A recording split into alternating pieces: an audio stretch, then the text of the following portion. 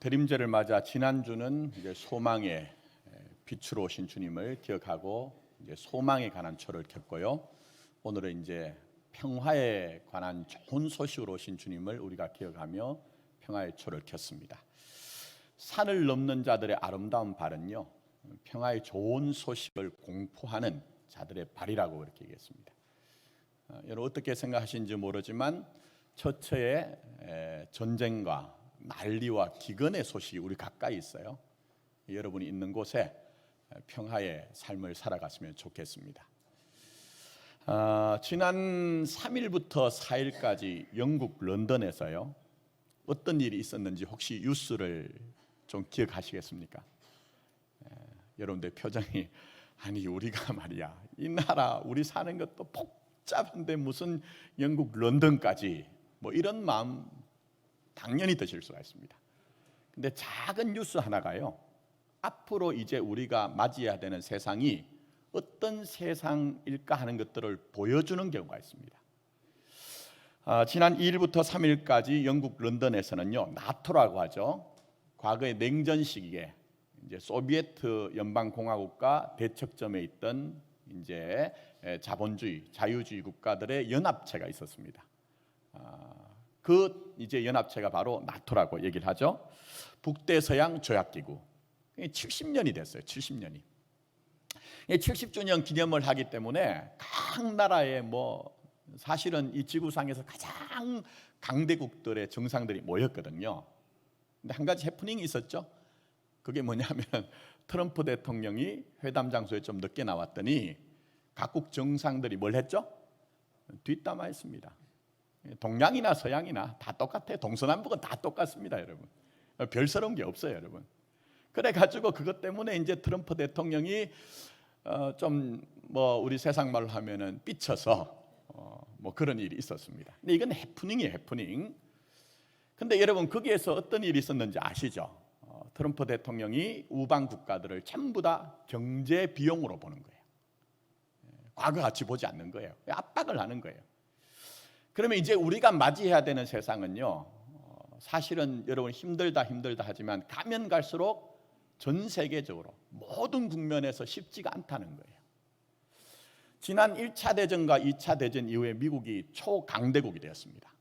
그래서 우리가 사는 시대를 우리가 팍스 아메리카나 이렇게 얘기합니다. 물론 그 안에는 여러 가지 문제가 있습니다만 그래도 보편적으로 우방 국가에 대해서는요, 상식 수준의 일들이 이루어졌어요. 근데 이제 트럼프 대통령이 이제 그렇게 대통령 역할을 하면서 이런 축들이 전부 다 비틀리고 깨어지는 시대를 우리가 본격적으로 맞았다는 것입니다. 자, 그래서 보시면은 이런 시대를 한마디로 얘기하면요, 각자 도생의 시대입니다. 뭐 우리가 개인적으로 얘기해도 진정한 친구가 없는 시대를 맞은 거예요. 각자 도생. 또 체면도 눈치도 보지 않고 자기의 이익을 위해서 각축을 벌리는 시대가 이제 우리가 본격적으로 맞았다는 거예요. 근데 성경에서는 이런 시대에 대해서 마태복음 24장에 주님이 이렇게 말씀하십니다. 노아의 때와 같이 인자의 임함도 그러하리라. 홍수전에 노아가 방주에 들어가던 날까지, 그 다음에 아주 중요한 말씀하세요. 사람들이 먹고 마시고 장가들고 시집가고 있으면서, 먹고 마시고 장가가고 시집 들면서 홍수가 나서 그들을 멸하기까지 깨닫지 못하였으니 인자의 임함도 이와 같으리라, 그렇게 얘기했습니다. 물론 유사일에 인간의 삶에서는요, 먹고 마시고 장가들고 시집 가는 것 없었던 적이 없습니다. 이건 전부 다 어떤 면에서는요, 그냥 현상적인 것을 얘기하는 것이 아니고요, 이제 본격적으로 어떤 면에서는요, 우리가 먹고 마시고 장가들고 시집 간다고 하는, 그러니까 내가 구축한 세계, 내가 내 노력을 가지고 열심히 구축한 세계가 있는데요, 그 세계 때문에 노아의 때와 같이 하나님을 염두에 두지 않는 시대가 본격적으로 시작이 되었다는 거예요, 여러분. 그걸 성경이 우리에게 얘기를 하고 있습니다. 자, 그러나 주님은 이런 길을 가지 말라고 얘기하십니다. 이런 길을 돌이키라고 말씀하고 계세요. 그래야 진짜 하나님의 나라 생명으로 산다고 우리에게 말씀하고 있습니다. 근데 문제는 뭡니까? 우리가 아무리 믿음의 삶을 산다고 하지만 우리들도 주님이 말씀하신 먹고 마시고 장가들고 시집가는 것을 포기할 수도 없고 또 그렇게 살아야 돼요. 그 벗어나기가 쉽지 않다는 겁니다. 제가 한번 여러분에게 증명을 해드릴 테니까 뭐 다 대답은 하실 필요가 없습니다. 한번 생각을 해보십시오. 여러분, 때로는 행복하시죠? 때로는 우리에게 불행한 마음이 나만 왜 이런가 하는 그런 마음이 들 때도 있죠. 참 때로는 괜찮다는 마음도 있지만 인생이 왜 이렇게 힘들까 하는 그런 마음이 드실 때가 있죠. 근데 그런 마음이 언제 드시느냐는 거예요. 언제 드시느냐. 여러분, 한번 잘 생각해 보시면 우리가 행복하다, 불행하다, 괜찮다, 힘들다 하는 것이 전부 다 믿지 않는 사람과 다 동일하다는 거예요. 무슨 얘기입니까? 인간관계 꼬이면 힘듭니다. 내 형편과 처지가 힘들어지면요, 뭐라고 해도 내 마음이 쉽지가 않은 것이 우리의 현실이에요. 그래서 우리가 뭐 별다른 것이 없다는 거예요, 여러분. 자, 예를 들면 시험 들지 마시고 얼마 전에 수능 시험이 있었습니다. 그러면 수능 시험 친 학생이든지 아니면 그 수능 시험을 친 자녀를 둔 부모님이든지 그 시험이 끝나고 난 후에 정말 행복하셨습니까? 행복하신 이유가 뭡니까? 여러분, 수능 시험을 친 자녀를 둔 부모님이나 아니면 수능 시험을 친 학생이라고 하면요, 그래도 내가 열심히 공부한 것이 실력껏 그게 발휘가 됐다는 거예요. 그리고 시험이란 것은 늘 그렇지만 다 하는 것 아닙니다. 그럴 때 뭘 하죠? 찍어야죠. 잠시라도 기도하고 찍어야 됩니다. 근데 그때 찍었을 때에 정말 하나님의 돌보심으로 말미암아 찍은 것이 쪽쪽 맞았다. 이러면요, 당사자가 얘기하지 않아도 우린 다 합니다. 얼굴에 만면의 웃음을 띠고 입이 귀에 걸릴 정도로 막 행복한 표정이 있어요. 그러면 우리 생각에 아이고, 저분 이번에 자식 시험 잘 쳤구나, 이런 마음이 있습니다. 근데 정반대 일들, 정말 정반대 일들, 그런 일들이 있으면 안 되지만요, 아이고, 시험을 쳤는데 얘가 무슨 실수를 해가지고 한 줄을 그만 놓쳐가지고 밀어서 써버렸어요. 그래가지고 성적이 안 좋은 데다가 찍은 것은, 요즘 이런 얘기하면은 요즘 젊은 사람들 얘기하지 않습니다만 옛날에 우리 그런 농담이 있었죠. 이 세상에서 제일 빼빼 마른 사람을 일본말로 하면 뭐죠? 빗사이로 마까 하잖아요. 근데 찍은 것마다 전부 다 피해갔어요. 그러면 누군가 와가지고 어떻게 됐냐고 묻고, 그럴 때 내가 내 입술로 그래도 하나님은 분명히 뜻이 있을 거예요. 걱정하지 마세요. 염려하지 마세요. 기도해 주세요. 하지만 실제로 내 마음속에서 그런 일들을 전부 다 깨끗하게 받아들이고 하나님 앞에 감사할 수 있느냐 하는 거예요.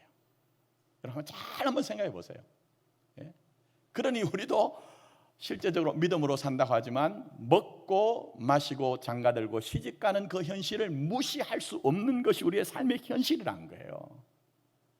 때때로 인간관계가 꼬이고 우리의 처지가 정말 어려워지면요, 뭐 우리도 사람이기 때문에 믿음만으로 우리가 산다는 것이 참 무력하다는 것을 느낄 때가 있습니다. 그게 삶의 현실이라는 거예요. 자, 그러나 또 하나 여러분이 꼭 생각하실 것이 있습니다. 내 삶의 실존이 그렇다 할지라도 하나님은 거기에만 매몰되지 않기를 원하신다는 거예요. 그 정도 수준에서만 우리가 전전긍긍하는 그런 삶을 살기를 원하지 않는다는 거예요. 하나님은 살아계시고 일하시기 때문에 우리를 어떤 수준에까지 갖다 놓기를 원하시는 것으로 오늘도 우리에게 일을 하신다는 겁니다. 과연 그게 뭘까요? 먹고 마시고 장가들고 시집가는 삶을 넘어서서 우리에게 뭔가를 하나님이 목적한 것으로 이끌어 가신다고 하는데 그게 과연 뭐냐 하는 것입니다.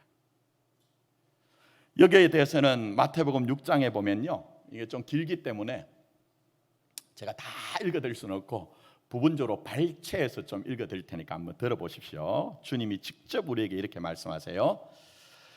한 사람이 두 주인을 섬기지 못할 것이니 혹 이를 미워하고 저를 사랑하거나 혹 이를 중히 여기고 저를 경히 여김이라. 너희가 하나님과 뭐를요? 재물을 겸하여 섬길 수 없다고 얘기했어요. 이 재물은 그냥 물질의 문제가 아니라 세상의 전체 총합의 어떤 것들을 얘기를 하고 있습니다. 그러므로 내가 너희에게 이르노니 목숨을 위하여 무엇을 먹을까, 무엇을 마실까, 몸을 위하여 무엇을 입을까, 뭘 하지 말라? 염려하지 말라. 목숨이 음식보다 중하지 아니하며 몸이 의복보다 중하지 아니하냐, 그렇게 말씀하시면서 등장시키는 게 있어요. 그게 뭐죠? 공중을 나는 새와 저들에 있는 백합화를 등장시키세요.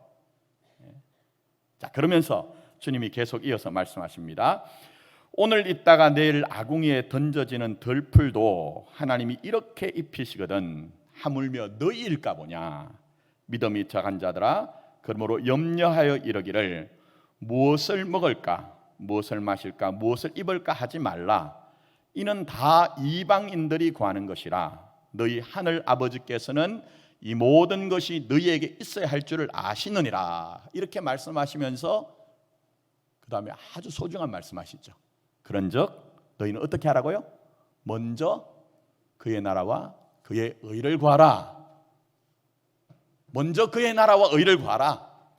우리도 다 똑같이 먹고 마시고 장가가고 시집간다고 하는 그 삶을 살 수밖에 없는 몸의 현실이 있지만 하나님을 염두에 둔 그런 삶을 살라는 거예요.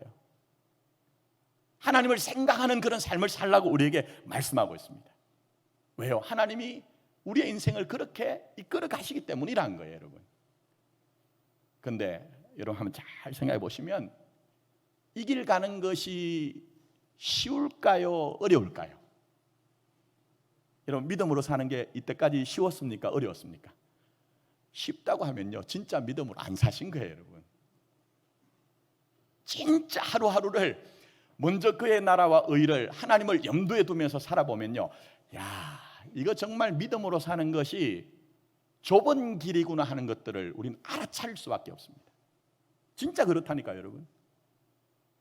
종교적으로 그냥 믿는 것 말고 진짜 실존적으로 여러분이 주님과의 관계에서 믿음으로 살아보시면요, 결코 수월치 않다는 것을 분명히 자각을 하실 것이라는 것입니다. 왜 힘듭니까, 여러분? 여러분, 물리의 세계에서도요, 정말 어떤 면에서는요, 힘이 발휘되기 위해서는 힘이 분산되지 않아야 됩니다. 무슨 말인지 이해가 되십니까, 여러분? 세상의 사람들은요, 한 가지로 삽니다. 무엇을 먹을까, 마실까, 장가들고 시집 가는 것이 전부 그 사람의 인생이기 때문에 힘이 분산될 이유가 없어요, 여러분. 그런데 여러분은 정말 진실한 믿음을 가지고 있다고 하면요, 그것만으로 살 수가 없는 운명에 있거든요. 그러니 어떻습니까, 여러분? 내가 세상 사람들처럼 그 길을 열심히 달려가다가도 자꾸 내 마음에 거리끼는 것이 있어요. 하나님이 내 안에 브레이크를 잡아가시는 것이 있어요. 때론 내 인생에 장애물을 놓으시면서까지도 돌이키기를 원하는 것들이 있기 때문에 어떤 면에서는 진실한 믿음을 가지고 사는 것이요, 훨씬 더 수월치 않고 녹록지 않을 가능성이 있다는 거예요, 여러분. 그러나 우리 왜 갑니까? 그렇게 사는 것이 생명의 길인 것을 알기 때문에 가는 거예요. 그냥 우리가 한 가지로 무엇을 먹고 마시고 장가들고 시집가면 그게 훨씬 우리의 인생에 효율적이고 수월하고 그게 우리에게 어떤 면에서 성공할 가능성이 있지만 그것만으로는 생명으로 살 수 없다는 것을 알기 때문에 우리가 그 길을 지금 가고 있는 거예요, 여러분. 제가 전에 청년들 사회 갈 때 그랬습니다. 요즘은 대학 현장에서 학생들이 어느 정도 컨닝을 하는지 모르겠어요. 근데 한동안 애들이, 제가 그때 청년 사회 갈 때는요, 컨닝이 얼마나 많이 하는지 애들이 고민을 많이 해요. 한번 제가 설교할 때 그랬습니다. 얘들아, 너희들도 그런 유혹이 있지? 하고 싶지? 그렇대요. 근데 내가 한 가지 얘기해 줄까? 다른 애들은 전부 다 그렇게 해도 아무 문제가 없는데 하나님이 불꽃 같은 눈동자를 교수님에게 주신데 그 불꽃 같은 눈동자가 너에게만 떠인다? 그러다 안 하려고 하는데 하면은 걸리게 돼 있어.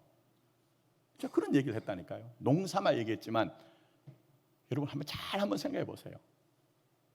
아니, 세상 사람들은 먹고 마시고 장가들고 시집 간다고 하는 그 삶을 자기에게 전부 올인을 하고 몰입을 해도 살아도 문제가 없는 경우가 굉장히 많아요.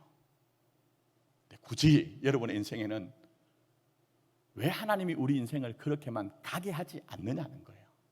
왜? 그 길이 생명의 길이기 때문에. 그렇게 살아야 세상 나라가 아니라 하나님의 나라로 살기 때문에 여러분에게 하나님이 그렇게 의거를 하신다는 거예요. 자, 그러면 짧은 시간이지만 여러분 인생 한번 돌아보세요. 지금까지 걸어온 인생길, 또 앞으로 가야 되는 믿음의 길이 조금 이해가 되세요, 여러분? 정말 이해가 되시냐 하는 거예요. 제가 성경의 전부가 아니라 일부분을 지금 말씀드렸습니다만 대부분의 분들이 지금 얼굴이 굉장히 어두워지셨어요. 힘들어하시는 것 같아요.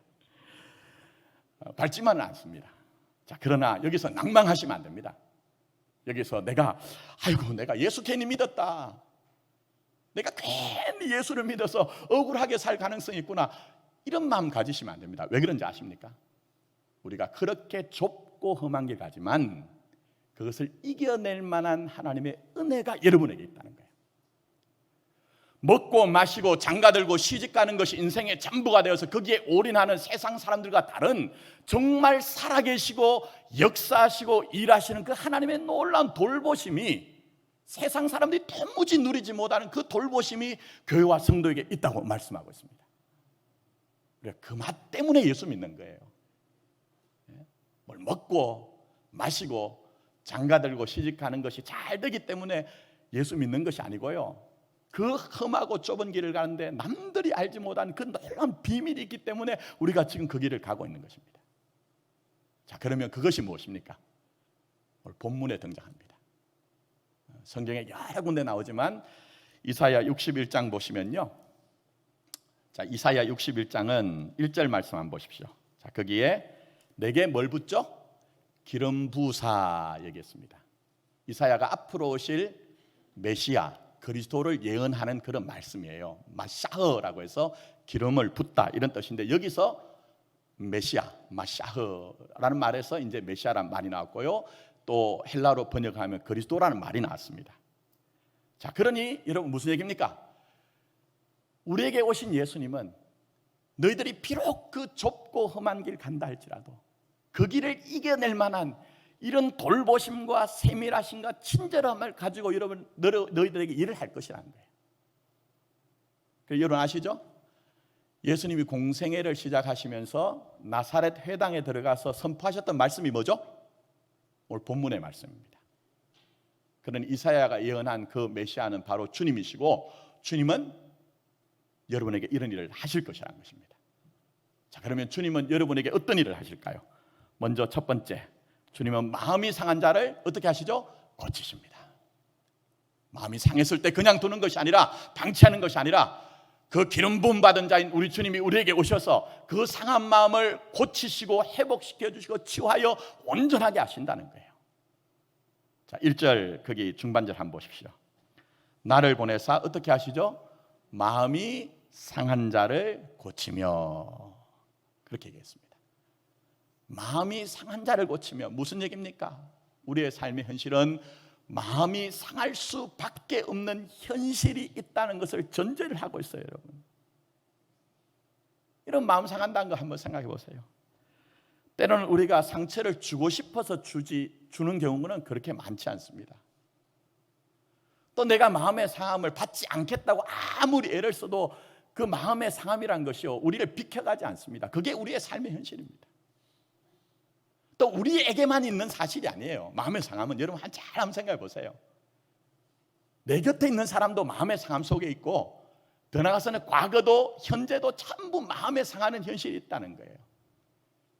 그래서 이사야 선지자는 지금부터 한 2700여 년 전의 사람입니다. 그럼 무슨 얘기일까요? 2700년 전에 사람들도 마음이 상했다는 거예요. 그건 아픈 현실이 있었다는 거예요, 여러분. 그리고 이 말씀을 주님께서 말씀드린 것처럼 나사렛 예수 그리스도께서 그 나사렛 회당에 들어가셔서 선포하셨을 때는 2000여 년 전에 우리 주님이 오셨을 때도 어떻다? 마음이 상한 사람이 있었다는 거예요.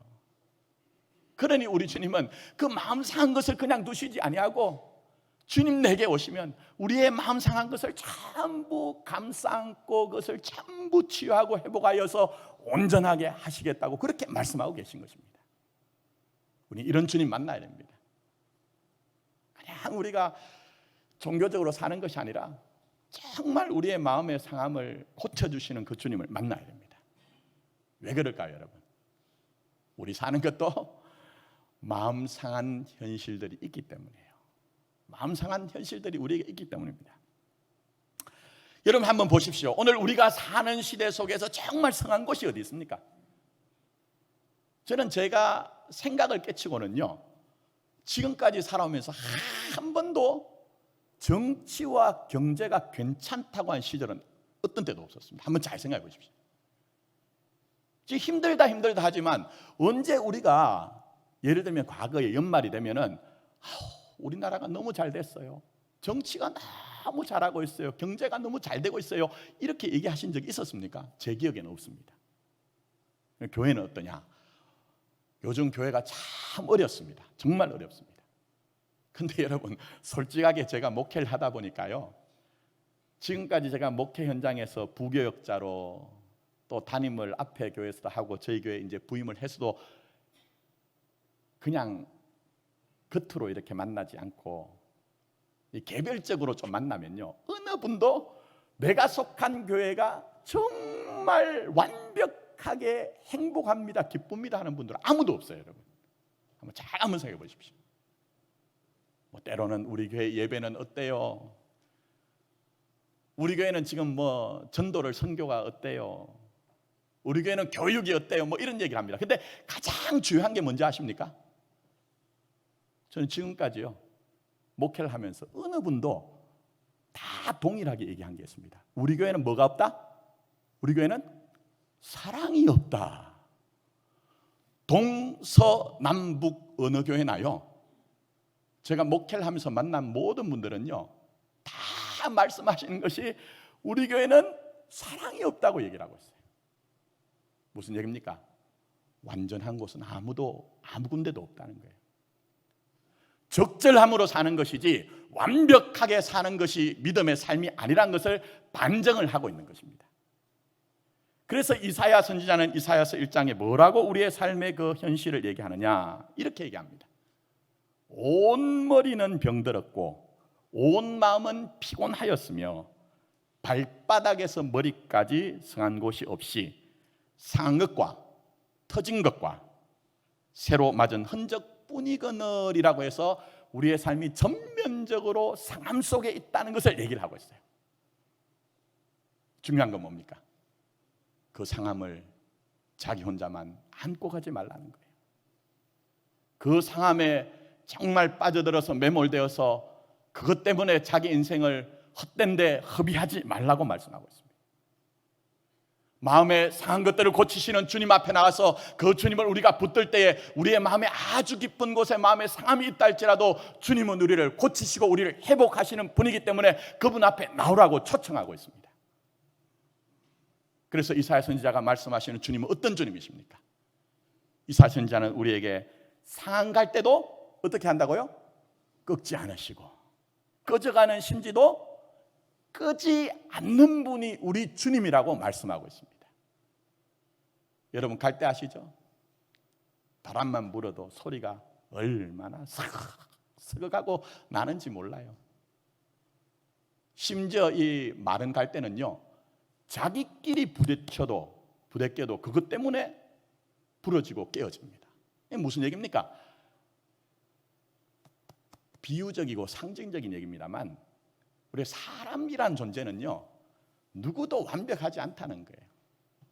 멀리 있을 때 미인이라고 해서 가까이 가면 전부 다 때로는요 의도를 하든 의도를 하지 않든 서로 이 갈대가 부딪힐 때 서로 그것 때문에 깨어지고 갈라지는 것처럼 상처를 주는 현실이 있다는 거예요. 또 더 나가서 여러분 꺼져가는 심지, 전에 저희 애들한테 한번 사진을 보여주니까 뭐냐 이래요. 그게 뭐냐 하면은 호롱불. 이 가운데는 전부 다 호롱불 보셨죠? 대부분 다 그러실 것 같아요. 근데 호롱불 어떻습니까? 기름이 다 쫄아들어서 마지막에 기름이 없을 때쯤 되면 이제 호롱불 심지에 불이 꺼져갑니다. 그럴 때 그 마지막에 호롱불 심지에 불이 꺼질 때 어떤 일이 나죠? 연기가 퓨 올라옵니다. 검은 연기가 올라와서 저 천장을 향해서 용터림을 쳐는 것처럼 올라가는데 그때 이 냄새가 얼마나 고약한지 모릅니다. 여러분 마음이 상할 때는요 사실은 내가 의도를 하지 않아도 꺼져가는 심지처럼 내가 내 주위의 사람들을 힘들게 하는 경우가 있다는 거예요. 그러니 우리가 때로는 우리의 마음이 상함이 있을 때 사람들은 우리에게 그 어떤 것들을 취할 수가 없다는 거예요. 그러나 우리 주님은 상갈 때 꺾지 않으세요. 꺼져가는 심지가 아주 독한 냄새를 낸다 할지라도 그 현실을 다 안으시면서 그 상함을 고쳐주시는 분이 바로 우리 주님인 것입니다. 오늘 대림절을 맞아서 저와 여러분들이 마음의 상함이란 것 누구나 다 있거든요. 없을 수 없거든요. 마음의 상함이 있을 때에 우리를 초청하여서 우리를 품어주시고 우리를 고쳐주시는 주님 앞에 나가 그가 주시는 위로함을 덧입고 그가 온전케 함으로 말미암아 다시 힘을 내어서 믿음의 길을 걸어갈 수 있는 저와 여러분 되기를 예수님의 이름으로 축원합니다. 자, 두 번째, 주님은 포로된 자에게 뭘 주시죠? 자유를 주십니다. 자, 1절 하반절 보십시오. 자, 마음이 상한 자를 고친다고 하셨고 그 다음에 등장하는 말이 뭐죠? 포로된 자에게 자유를, 갇힌 자에게 뭘 선포하죠? 노임을 선포합니다. 이 얘기는 현실적인 얘기입니다. 2700년 전에 이사야 시대는요, 이스라엘 사람들이 아수르의 포로로 끌려갔어요. 2000여 년 전에 예수님 당시는 로마 제국의 식민지가 되어서 로마의 압제에 의해서 사람들이 신음을 하고 수탈당하는 시대였어요. 그래서 주님께서는 포로된 자에게 자유를, 또 갇힌 자에게 노임을 그렇게 주겠다고 말씀하고 있습니다. 자, 그러면 이 말씀이 오늘날 우리는 포로도 아니고 갇힌 것도 아닌데 무슨 의미가 있습니까? 하는 의문을 가질 수가 있습니다. 근데 여러분, 진짜 자유하세요? 진짜 자유하냐 하는 거예요. 내가 비록 몸으로는 묶인 것도 아니고 갇힌 것도 아니고 매인 것도 아니지만 여러분의 내면에는 정말 내 삶을 얽매는 것이 아무것도 없는 그 자유를 누리고 있느냐 하는 거예요. 그런 점에서는요, 주님이 우리에게 필요합니다. 정말 주님이 우리에게 필요합니다. 자, 보세요. 우리가 과거보다 더 많은 자유를 누리고 있다고 생각하지만 물질 하나만 봐도 그렇습니다. 제가 어린 시절은요, 보편적으로 다 가난했습니다. 그렇지 않습니까, 여러분? 그러니 내가 좀 모자라고 궁핍해도 그게 나를 주눅들게 할 이유가 아무것도 없습니다. 이제 우리나라가요, 절대적인 가난은 벗어났다고 하거든요. 하루 한 끼 식사를 해결하지 못하는 사람은 없는 나라가 되었다고 합니다. 그러나 우리에게 등장하는 것은 상대적인 가난의 문제입니다. 상대적인 가난의 문제예요. 그러다 보니 어떻습니까? 내가 절대적으로 가난하고 궁핍한 것이 문제가 아니라 내 옆에 있는 사람이 무엇을 소유하고 무엇을 누리고 있느냐 하는 것에 따라서 내가 정말 자유하지 못한 거예요. 때로는 다 그런 것은 아니지만 가지면 가질수록 교만할 가능성이 있습니다. 궁핍하면 어떻습니까? 궁핍하면 그것 때문에 내가 나를 자책합니다. 나는 왜 이렇게 무능한 자인가 하면서 자기를 자책하는 그런 모습이 있으니 우리가 사실은 매인 것이 없는 것처럼 보여져도 매이고 묶인 것이 얼마나 많은지 모릅니다. 떠나서 잘 한번 생각해 보시면요, 현대인의 삶은 과거보다 더 심합니다. 보는 것도 많아지고 듣는 것도 많아지고 경험하는 것도 굉장히 많아졌는데 그렇게 보고 듣고 몸으로 경험하는 전부가 우리를 매는 것으로 등장합니다. 그래서 여러분, 우리의 삶이 때로는 좌로나 우로나 치우치지 않아야 되는데요, 좌로도 치우치고 우로도 치우치면서 때로는 내 인생을 허비를 하죠. 거기에 때로는 나 자신이 아닙니다. 여러분, 물질도 나 자신이 아니죠. 잘 한번 생각해 보세요. 세상에 있는 명예도 내 것이 아닌 가능성이 높아요. 내가 어떤 힘이 주어졌을 때 그 권세라는 것도 그게 내 것이 아니거든요. 그런데 우리는 많은 경우에 내 것이 아닌 것으로 나를 증명하려고 합니다. 내 것이 아닌 것을 얼마나 우리가 그것을 가지고 나를 증명하려고 하는지 몰라요. 그러니 우리가 자유하지 못한 것이죠. 진짜 주님을 만나면 우리에게 있는 그 포로된 것, 갇힌 것들을 전부 다 주님이 벗겨내십니다. 나의 나된 것은 하나님의 은혜라는 그 은혜 앞에서 내가 다른 것들로 가장하고 포장하고 위장하지 않아도 주님 주신 그 사랑 때문에 내가 나로 만족하는 인생을 살게 하십니다. 그래서 스바냐서 3장 17절에 뭐라고 얘기하십니까? 주님이 우리에게 말씀하십니다. 너의 하나님 여호와가 너의 가운데 계시니 그는 구원을 베푸실 전능자시라. 그 다음에 뭐라 하시죠? 그가 너로 인하여 네가 가진 재물도 아니고 세상적인 명예도 아니고 권세도 아니고 내 앞에 있는 단독자로서의 너를 말미암아서 너를 인하여 기쁨을 이기지 못하시며 너를 잠잠히 사랑하시며 너로 말미암아 즐거이 부르며 기뻐하시리로다. 이렇게 말씀하셨어요. 저는 이런 주님 만났으면 좋겠습니다. 오늘 예배를 드리시는 여러분들이 정말 이 세상 살아갈 때 어쩔 수 없잖아요. 내가 나를 증명하기 위해서 몸부림을 치던 그런 것들을 다 벗겨내시고 어떤 면에서는 아담처럼 그렇게 자기의 그 무화과 잎을 입어서 자기를 증명하는 것이 아니라 벗었으나 부끄러워하지 않는 있는 모습 그대로 나를 사랑하시는 주님을 만났으면 좋겠다는 것입니다. 그래서 그가 주시는 자유함으로 정말 넉넉히 세상을 이기시는 여러분의 믿음이 되기를 원합니다. 말씀 맺습니다. 구약에서는요, 여러분 아신 것처럼 접촉하는 것, 만지는 것이 굉장히 중요합니다. 함부로 접촉하거나 만지지 못하게 하십니다. 예를 들면 시체는요, 부지 중이라도 만지면 며칠 동안 부정하다고 하죠? 7일 동안 부정한 거예요. 특히 자기 몸에서 피 같은 것이 나오는 유축병 같은 경우에는요, 그 사람 자체가 부정하다고 낙인이 찍힙니다. 그런데 여러분, 마가복음 5장에 보면 12해 동안 뭘 앓는 여자가 나오죠? 혈루병 앓는 여자가 나옵니다. 근데 이 여인이 율법으로 얘기하자면요, 이미 소망이 없는 거예요. 심각한 문제적인 인생을 살고 있다는 거예요. 근데 이 여인이 주님의 옷자락을 잡았을 때 어떤 일이 있습니까? 주님의 옷자락을 잡았을 때 어떤 일이 있습니까? 그 혈루의 근원이 마르고 깨끗하게 되는 것을 그 몸으로 깨달으니라고 얘기했어요. 그 주님의 능력, 나를 치유하시는 능력을 내가 내 몸으로 전부 다 안아내고 그것을 누리게 되었다는 그런 말씀인 것입니다. 이걸 다르게 얘기하면요, 만진 것이 달라지니 운명이 달라졌다는 거예요. 접촉하는 것이 달라지니 그의 삶이 완전히 변화되었다는 거예요. 여러분, 저는 목회를 하면서요, 어떤 것을 접하느냐 하는 것에 따라서 그 사람의 마음의 상태가 완전히 달라진 것을 많이 봅니다.